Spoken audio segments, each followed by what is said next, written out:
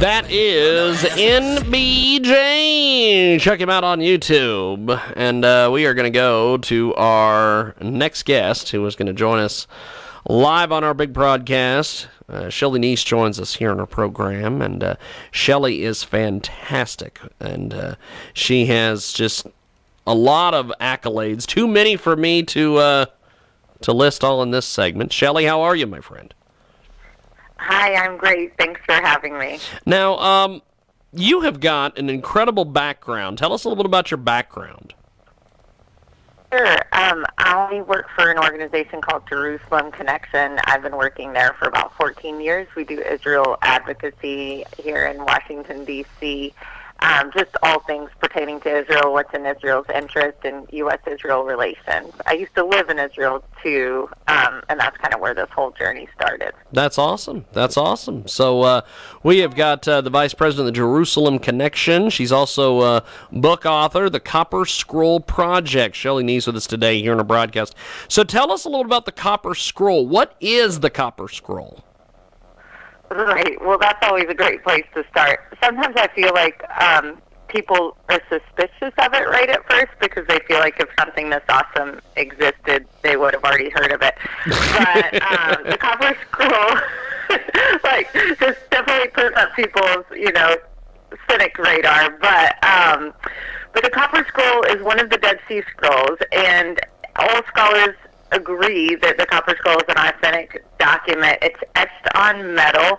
It's 2,000 years old, like the rest of the Dead Sea Scroll library.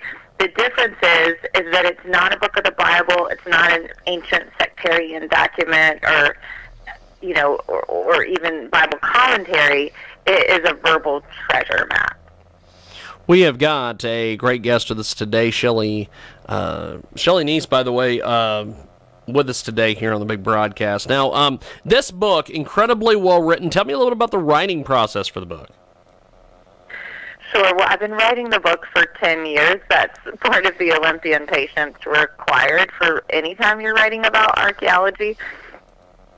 Part of that is because I was watching the process play out before me real time. And archaeology, is not only slow just mechanically and by method, it's also slow because it gets hung up with bureaucracy and politics just like everything else, especially in Israel, where, you put a shovel in the ground anywhere in Israel and you're likely to find something. And so, and all of those somethings are politically charged as well. But especially with the Copper Scroll, because the Copper Scroll is connected to the temple, it's connected to Jerusalem. And so the quest has always been wrapped up with those politics. We've got a great guest with us today. She joins us live here in our broadcast. Shelley Neese joins us. She is the author of the Copper Scroll Project, talking a little bit about this book today here in our broadcast. Now, the Copper Scroll, what is it pointing to, and how do we know if it's real or just imaginary? Right. Well, it's certainly not imaginary. And if you look at the Copper Scroll, it is the only document, or the only one of the Dead Sea Scrolls that's written on metal, which was not an easy process for the scribes. Everything else, all the other Dead Sea Scrolls are on papyrus or leather, which still required the work of a scribe, but was a much easier process if you were trained in it. The Copper Scroll had to be hammered out, which was sort of painstaking itself, was a valuable material. And the scroll is written in a really boring style. It's written almost like an inventory. So it says exactly where the hider, where they put it in very specific details, how deep the finder should dig, and also what exactly it was. And so it's sort of a boring inventory to read. And all of those three things mixed together between the difficulty of the etching, the material that it was written on, and the contents itself point to authenticity. When scholars look at that, they think, well, this has no legendary value. It can't be imaginary because it brings the reader into, any context of heroes from the Bible or connect to the Bible in that way. And so they really saw it as authentic from the get-go because of its context and its content.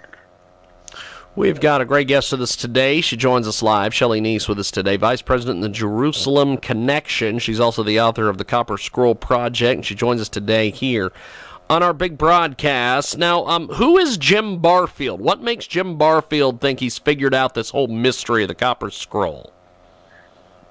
Well, the Copper Scroll was found about 60 years ago, and so there really hasn't been too many people. There's just a few, a small pantheon of explorers who've gone in search of its prize. Jim Barfield is the only one who is currently and actively pushing to find the Copper Scroll locations. And he's a retired arson investigator from Oklahoma, which gives this story a very, David and Goliath aspect to it. But he applied certain skills that he had acquired from arson investigation and also being a retired Army helicopter pilot. And he applied them to the Copper Scroll in the aspect of he treated it like a verbal treasure map, which it is. But in the very beginning of the Copper Scroll, it begins in the valley under the ruins, in the Valley of Achor. And so most people, most Hebrew scholars and Dead Sea Scroll experts had taken that as just to apply to the very first location. There's over 60 locations referenced in the Copper Scroll. He took it differently. He took it as a preamble, and he said, if I can find the ruins that the Copper Scroll is referencing in the Valley of Achor, which is a biblical place mark, then I think all 60-plus locations are buried in and around the same spot. And he found that in Qumran. Qumran are the ruins associated with the Dead Sea Scrolls, once held as sectarian settlement in the 1st century, and really was able to just break down the Copper Scroll. And every time it references things architecturally, like stairs facing eastward 40 cubits, or double entry pools, or great cisterns and parasols, any of those kind of more architectural references in Copper Scroll, he found a perfect match for in Qumran. We've got a great guest with us today. She joins us live here on our big program. And this book, absolutely amazing, the Copper Scroll Project. The great author Shelley Neese with us today here on our broadcast. And so has Jim Barfield ever been able to basically evacuate for the Copper Scroll treasure? What stopped this evacuation here? This whole excavation and everything. Excavation or evacuation if there's lots of treasure. In 2009, he was able to meet with the Israel Antiquities Authority to present his research. That in and of itself is a very long and fortuitous story, but it happened. And really, the number 2 person at Qumran at the time, even though it went against what his own ideas and theories, which he believed Qumran was unimportant and was really just a pottery factory at the time, his theory has since been debunked, but it was something that he had published at the time. But once he saw Jim Barfield's research, he believed it was worth testing, and so they did a preliminary probe in 2009. The problem was that the Copper Scroll talks about digging at depths that would be equivalent to 12 feet in our measurements, and add on that, 2,000 years of blowing, shifting sands in the Dead Sea area. And so we're talking about digging at very deep depths. And Qumran is a special site as it is. It's important because it's associated with the Dead Sea Scrolls. It's one of the most visited tourist sites in Israel. And so it became a problem in that they really didn't want to dig 14-foot probes in 60-plus locations all over Qumran. And so it was a matter of technology and a matter of needing to bring in a metal could really differentiate between ferrous and non-ferrous metals out there in the Dead Sea area. And also, the soil out there is much differently, or the sand, I should say. It's very highly mineralized because of the Dead Sea. So it became an issue of not wanting to destroy Qumran and really needing to wait out the technology, which we did. And then it became an issue of getting permission for more advanced metal detectors in that area. We've got a great guest with us today. Check out the Copper Scroll Project. Shelley Neese has been our guest. I appreciate you making time for us today. Thanks for coming on the big program, my friend. I appreciate it. there goes Thank you.